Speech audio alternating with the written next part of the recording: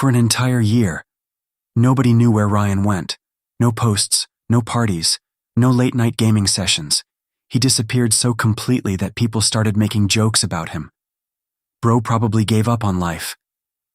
But exactly 365 days later, he came back, and the people laughing at him suddenly became very, very quiet, because the weak, insecure boy they remembered was gone. Ryan used to fear silence, because silence forced him to think, and his thoughts were brutal. You're wasting your life. You have no talent. Everybody else is ahead of you. At 20 years old, he already felt left behind, which is crazy when you think about it. Imagine being young with your entire future ahead of you, and still feeling like it's already over. That was Ryan, every day blurred together. Wake up tired, scroll endlessly, watch other people succeed online, promise himself he'd change tomorrow. Tomorrow never came. And deep down, he knew the truth. He wasn't addicted to laziness. He was addicted to escaping reality. One night, Ryan attended a birthday party with old friends. Music blasting, fake laughing, everybody pretending life was amazing. Then one of his friends said something that destroyed him. You ever notice Ryan talks about big dreams but never actually does anything? Everyone laughed. Not maliciously. That's what made it worse. It was honest. Ryan forced a smile, but inside, something cracked. Because sometimes people accidentally tell you the truth you've been avoiding for years. That night, he walked home alone through empty streets while rain poured down around him. And for the first time, he admitted it. He hated who he had become. Not because he lacked potential, because he betrayed his own potential every single day. That realization hit harder than any insult ever could. At 2:43 a.m., Ryan sat at his desk staring at his reflection in a black computer screen. Then he grabbed a notebook and wrote 6 words. Disappear now. Return unrecognizable. That became his mission. No more fake motivation. No more waiting.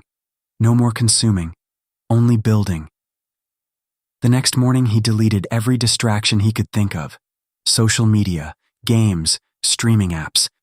His friends thought he was overreacting. One even messaged, "You're acting like you're preparing for war." Ryan stared at the text for a long moment before replying, "I am." The beginning was hell.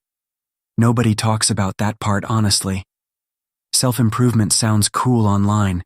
In reality, it's lonely, boring, painful. Ryan's body hurt from workouts. His mind screamed for dopamine. Every habit felt unnatural. There were nights he almost quit completely, nights where he sat staring at the reinstall button for old distractions. Because comfort is seductive. Your old life always tries to pull you back. But Ryan kept going. Not because he felt motivated, because he finally understood something powerful. Your future is built on the days you least feel like trying. Weeks turned into months, and slowly, his identity started changing. He became disciplined with money, disciplined with fitness, disciplined with learning. But the biggest change wasn't physical. It was mental. For the first time in his life, Ryan trusted himself. That's rare. Most people make promises to themselves constantly, then break them daily. Eventually, your brain stops believing you. But every time Ryan kept his word, his confidence grew stronger. Not loud confidence, quiet confidence. The kind nobody notices until it's too late. The stranger Ryan became to others, the more familiar he became to himself. And honestly, that scared people around him. Friends mocked his discipline. Family members called him obsessed. One person even said, "You've changed." Ryan smiled slightly, because that was the whole point. People love saying they want change until they actually see it happen.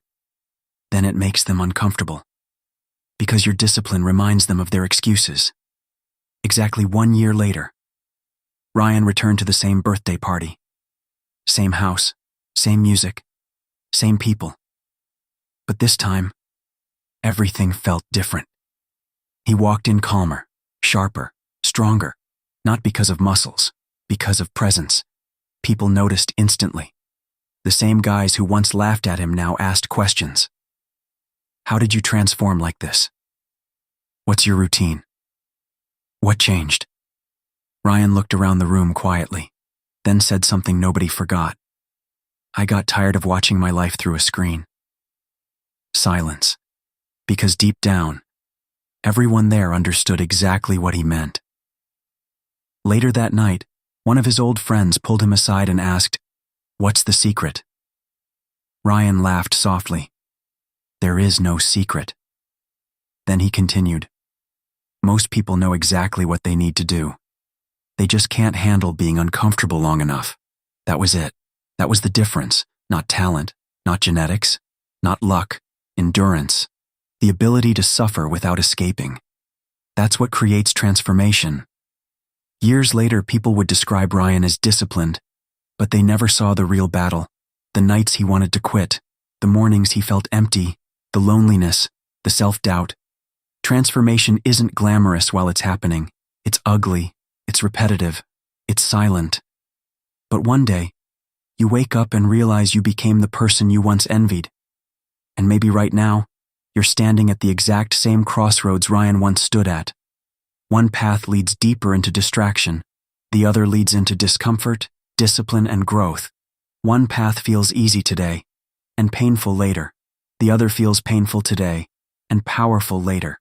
Choose carefully, because a year from now, you'll either meet a stronger version of yourself or the same person with the same excuses.